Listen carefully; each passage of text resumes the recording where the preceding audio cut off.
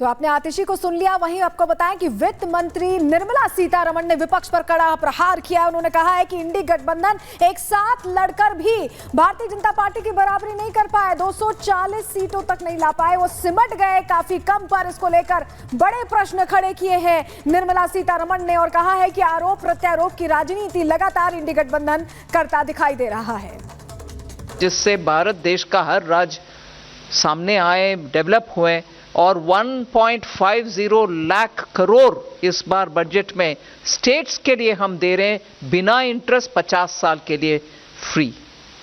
Finance commission तो हमारे उनके सजेशन में इसका जिक्र तक नहीं किए, हम ही कर रहे हैं स्टेट्स के साथ काम करने के लिए। हर स्टेट का उनके अपने अपने प्रोजेक्ट्स जो प्रोसेस के चलते हुए आता है उन सबको हम मानते हैं और ज़रूर उनको जो फाइनेंस करना है वो हम करेंगे, मगर जिक्र इसलिए नहीं किया बजट में कुर्सी बचाने।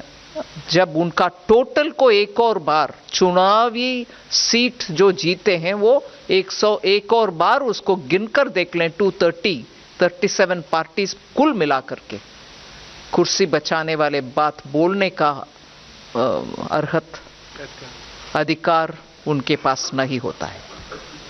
121 Ma'am, Meghna Mittal from Money Control. In the union budget, you have announced financial support to MSMEs for shift to clean energy and also a new mechanism for credit so that they do not go into stress and they do not turn into NPAs. Any details on that? I'm so glad you asked this question. I'm really glad because उधर मोदी सरकार 3.0 के budget का सभी को बेसब्री से यहां पर इंतजार था और खास तौर पर अगर बिहार की बात करें तो दिल खोलकर बिहार के लिए इस बजट में कई ऐसे प्रावधान किए गए हैं और अगर बिहार के लोगों की बात कर रहे हैं तब 100 में से 100 नंबर देते हुए तमाम लोग इस बजट को नजर आ रहे हैं। देखिए कवरिंग बिहार,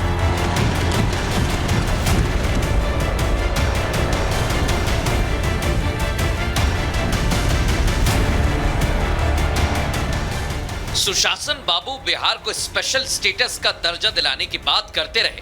वो पूरी तरह तो नहीं, लेकिन आम बजट में नीतीश कुमार के बिहार की लॉटरी लग गई है।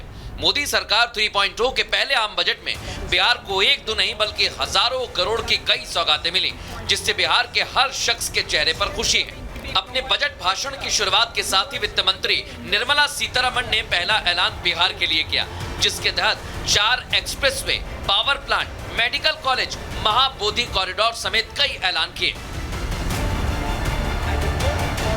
बजट में बिहार के लिए आर्थिक मदद की घोषणा की गई। वित्त मंत्री निर्मला सीतारमण ने हाईवे के लिए 26,000 करोड़, पावर प्लांट के लिए 21,000 करोड़ और बाढ़ से निपटने के लिए 11,500 करोड़ रुपए का ऐलान किया,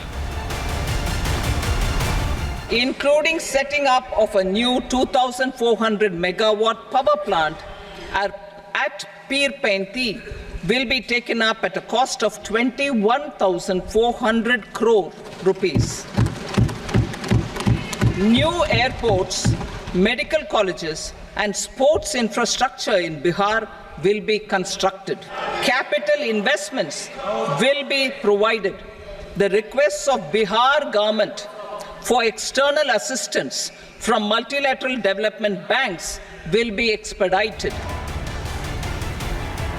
जिन 3 एक्सप्रेसवे तैयार करने की घोषणा की गई है उनमें Patna Purnia expressway, Buxar Bhagalpur expressway, Bodh Gaya Rajgir Vaishali Darbhanga expressway शामिल है। इसके अलावा सरकार बक्सर में गंगा नदी पर 2 लेन का पुल का निर्माण करेगी। इसके साथ राज्य में नए एयरपोर्ट, मेडिकल कॉलेज और स्पोर्ट्स इंफ्रा तैयार किए जाएंगे। बिहार को विशेष सौगात मिलने के बाद बिहार सरकार के मंत्री मोदी सरकार और वित्त मंत्री की तारीफों के पुल बांध रहे हैं।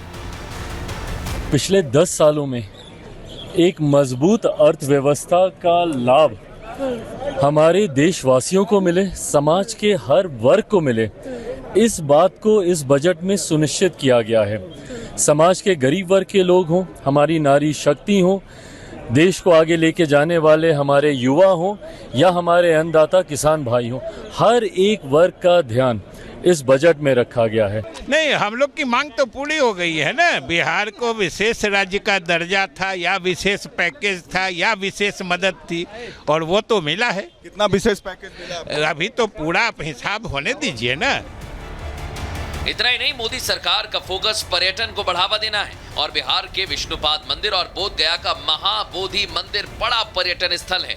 इसी को ध्यान में रखते हुए काशी विश्वनाथ कॉरिडोर की तर्ज पर और महाबोधि कॉरिडोर को विकसित करने का ऐलान किया है।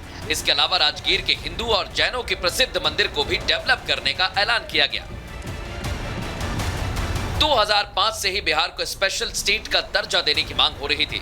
नीतीश सरकार के एनडीए में दोबारा शामिल होने के बाद फिर इसकी मांग तेज हो गई, मगर सरकार ने नियमों और मापदंडों के तहत इससे इनकार कर दिया था, जिसके बाद नीतीश के एनडीए में बने रहने को लेकर कयास शुरू हो गए थे। लेकिन जिस तरह से बजट में बिहार के लिए ऐलान किया गया है, सारे इफ एंड बट खत्म हो गए हैं।